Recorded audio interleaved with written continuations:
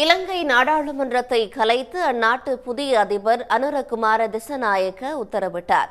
இதையடுத்து அங்கு வரும் நவம்பர் 14ஆம் தேதி நாடாளுமன்ற தேர்தல் நடைபெறவுள்ளதாக அறிவிக்கப்பட்டுள்ளது. இலங்கையில் நடந்த அதிபர் தேர்தலில் தேசிய மக்கள் சக்தி கூட்டணியின் தலைவர் அனுரகுமார திசநாயக்க வெற்றி பெற்று அதிபரானார்.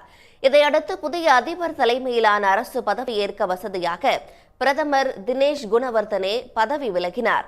அவரது அமைச்சரவையும் பதவி விலகியது. தொடர்ந்து அதிபர் திசநாயக்க தலைமையில் 4 பேர் கொண்ட இடைக்கால அமைச்சரவை பதவியேற்றது.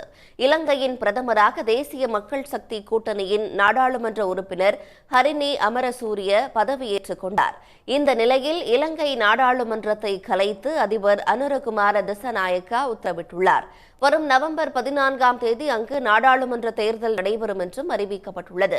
நாடாளுமன்றத்தின் பதவிக்காலம் இன்னும் 11 மாதங்கள் உள்ள நிலையில் முன்கூட்டியே நாடாளுமன்றம் கலைக்கப்பட்டு தேர்தல் நடைபெறும் என்று அறிவிக்கப்பட்டுள்ளது. இலங்கையில் ஆட்சி மாற்றம் ஏற்பட்டுள்ள நிலையில் முந்தைய ஆட்சியில் ஊழல் மோசடிகளில் ஈடுபட்டவர்கள் வெளிநாடுகளுக்கு தப்பிச் செல்லாத வகையில் கொழும்பு, யாழ்ப்பாணம் விமான நிலையங்களில் பாதுகாப்பு பலப்படுத்தப்பட்டுள்ளது. உடனுக்குடன் செய்திகளை தெரிந்து கொள்ள சன் நியூஸ் பெல் ஐகானை கிளிக் பண்ணுங்க.